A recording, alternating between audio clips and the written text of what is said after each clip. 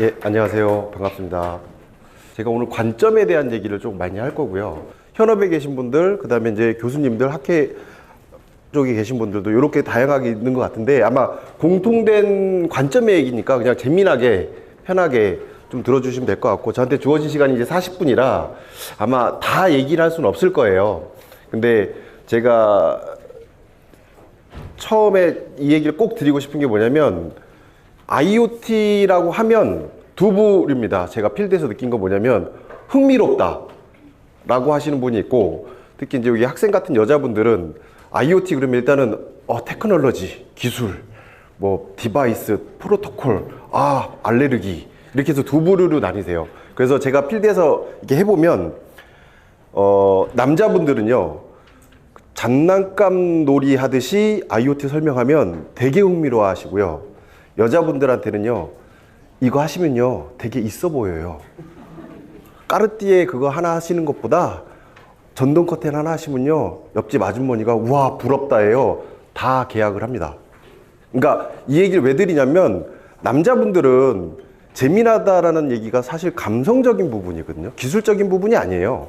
그리고 여자분들도 옆집 아주머니가 이거 하면 부러워할 거야, 절대 기술적인 얘기가 아니거든요. 근데 지금 현재 IoT에 대한 관심들은 되게 많은데 일단 알레르기 반응들이 훨씬 더 많으세요. 그래서 오늘 이제 제가 사례 2개를 가지고 얘기를 할 거고요. 그 전에 문제의식을 가지고 제가 조금 시작을 할 거예요. 그래서 마지막에 가서 똑같은 질문을 드렸을 때 생각이 좀 바뀌었으면 좋겠다.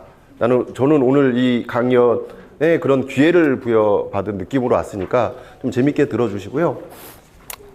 일단 여기 교수님께서 제 설명을 많이 했는데 뭐 여러 가지 많이 하죠. 제대로 하는 게 없어서 그럴 수도 있습니다. 저는 학부 때 유비쿼터스란 말 혹시 들어보셨습니까? 그러니까 20년 전에 제가 학부 때 디자인을 좀 했는데 스튜디오에서 교수님이 뭐 유비쿼터스가 어떻고 뭐 RFID가 어떻고 막 이런 얘기, 그때는 이제 말 그대로 학점 달라고 했죠. 이게 뭐 그런 날이 오겠어? 그리고 까먹고 살았어요. 근데 그게 지금 그때 20년 전에 제가 배웠던 유비쿼터스가 현재의 IoT에, 물론 방법이라든지 지금 이루어지고 있는 어떤 형태라든지 이런 건 분명히 달라요. 근데 그때 얘기했던 유비쿼터스가 지금의 IoT인 거예요. 그래서 제가 그때 배운 게 이제서야 이제 써먹을 수 있는 단계까지 돼서 남들보다 조금 더 알고 있는 게 됐고, 그래서 여기까지 온 것 같아요. 그러면 제가 이렇게 적었어요. 많은 디자이너와 건축가들은 IoT를 기술적 장벽으로 여깁니다. 왜 그럴까요? 어렵지 않거든요. 이게 공부해 보신 분은 알겠지만 IoT라는 그 기술적인 게 어렵지 않아요. 왜 장벽으로 여길 거냐 이거예요. 지금 제가 보면 문제의식을 당신은 디자이너입니까? 엔지니어입니까? 라고 제가 주제를 하나 던졌는데, 여기서 자기가 디자이너다라고 생각하시는 분 손 한번 들어봐 주실래요? 나는 디자이너다. 다 엔지니어세요? 괜찮으세요? 자기는 디자인적인 마인드가 더 많다. 요 분들은 조금 잘 들어주시면 좋을 것 같고, 제가 필요하면 질문도 좀 드릴게요. 보통은 디자이너하고 엔지니어를 좀 구분을 하거든요. 근데 이걸 구분하면 안 됩니다. 이 구분 자체가 IoT에서는 의미가 없습니다. 그걸 왜 그런지를 제가 설명을 좀 드릴게요. 일단 보통은 이렇게 돼요. IoT 저런 막 회로도가 그려져 있고, 그러면 그 설계하거나 기획하는 입장에서는 되게 머리 아파하거든요. 근데 머리 아파할 이유가 없는 게, 사실 우리가 실내 건축 디자인이나 인테리어를 하게 될 때 보통 기획 설계하는데 목적은요, 삶의 질을 높이고자 하는 거예요. 거기에 저는 한 20년 동안 디자이너도 하고 디자인도 하고 시공도 하다 보니까 어느 정도 이제 그만하고 싶어 라는 단계까지 왔었어요, 사실은. 예, 경제적인 자유도 좀 얻고 그랬더니, 그러다가 IoT 때문에 다시 불이 붙었습니다. 왜 그러냐면, 아까 말한 대로 삶의 질을 높이는 데 있어서 새로운 도구가 하나 생긴 느낌이었어요. 제가 20년 전에 배운 거랑 뭔가 이렇게 한 번에 딱 붙는 느낌이 있었는데, 그걸 사실은 주변에다가 많이 전파하려고 노력을 하거든요.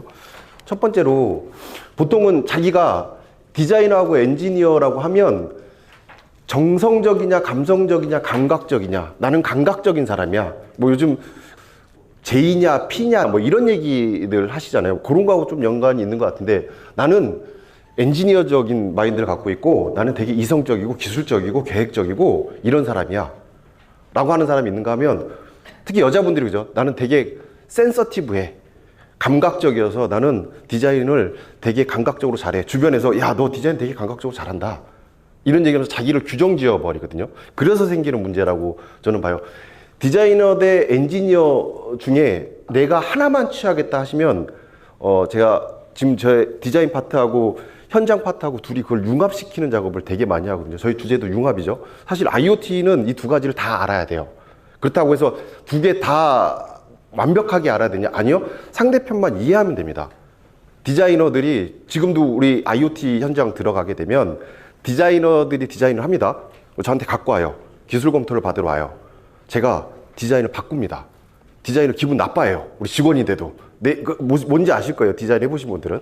근데 반항을 못 합니다. 왜?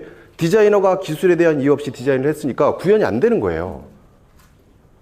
가끔 가다가 이제 초보 저희 디자이너들 같은 경우에는 거실에 선반을 하나 달았는데 폭을 10cm, 20cm만 놨고요. 캔틸레버를 내밀기를요 1.5m를 내밀어요.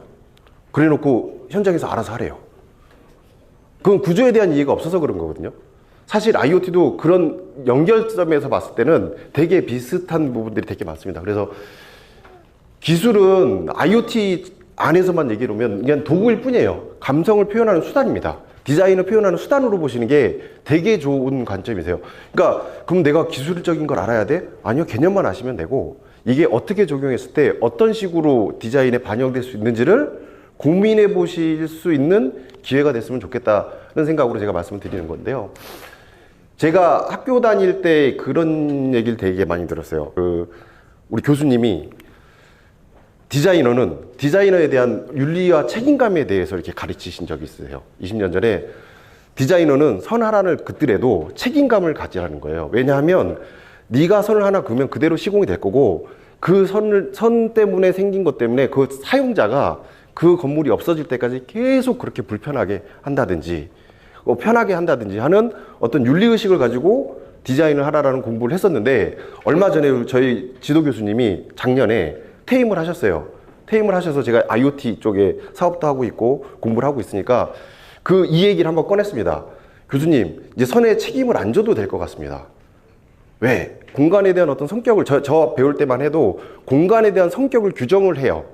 클라이언트가 요구하는 요구사항을 가지고 그 공간을 규정을 짓는데, 그 규정을 짓는 이유는 뭐냐면 한번 기획 설계를 하거나 디자인을 잡으면 그게 계속 사용되어진다라는 편견을 가지고 있는데 IoT가 그걸 깨기 시작합니다.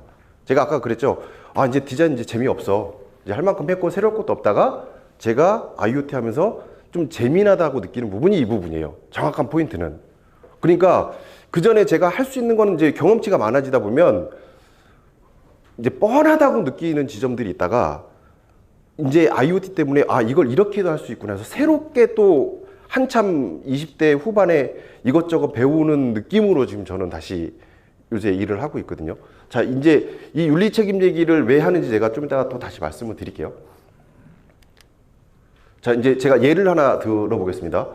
이렇게 젠 스타일한 어떤 공간이 하나 있어요. 제가 채색을 다 빼고 흑백으로 제가 표현을 했죠. 여기 계신 학생분들 몇몇 분한테 여쭤볼게요. 여기가 어떤 공간인지 모르겠어요. 아무 정보도 안 드릴게요. 여기는 식당이라고 추측은 됩니다만 회의실일 수도 있고요. 그러면 이제 계획을 잡을 때 색온도, 조명 계획을 잡죠. 조명 계획을 잡을 때 3500K로 할 거냐 6500K로 할 거냐 부터 고민을 합니다. 그러면 전부를 할 거냐 반을 할 거냐, 에이 모르겠어. 그래서 요즘엔 주백색 해갖고 언제부턴가 4000K대의 조명들이 나오죠. 막 뒤져요. 네이버를 4500K를 써야지. 그리고 클라이언트가 요구를 해요. 이게 주택이라고 하면 남자분들은 6500K를 보통 좋아하고요, 여자분들은 따뜻한 3500K 정도쯤을 좋아해요. 근데 아들내미가 나와서 저는 5300 정도로 해주시면 안 돼요? 어떡하실 거예요 이거? 그 요구를 들어줘야 되는데, 그 전에 했던 방식으로 하게 되면 그 중에 설득이라는 걸 해야 되거든요. 네, IoT라면요 다 됩니다가 돼요. 다 됩니다. 자, 이거는 한 6500K 되겠죠? 이 느낌하고는 전혀 다른 양상이에요. 여기에서는 조용한 국악이 나올 것 같은 분위기고요. 그죠? 여기는 클래식한 음악이 나올 것 같고, 센치한 음악이 나올 것 같고, 이거는 클럽 음악이 나올 것 같죠? 근데 이거를 처음에 설계할 때 기존 방식대로 IoT를 배제하고 생각하면 이 세 개 중에 뭘 하나 골라야 돼요. 근데 이 한 공간을 규정 짓는 거거든요. 이 색깔 하나만으로도. 근데 IoT를 하게 되면 이 부분에서 자유도가 거의 100에 수렴합니다. 기술적인 얘기를 해야 되니까 오늘은 시간 관계상 말씀드릴 수가 없을 것 같고, 지금 보시면 4개의 사진을 보시면 다 분위기가 달라요. 똑같은 사진에 제가 포토샵으로 색 보정만 한 건데도 불구하고 다르단 말이에요.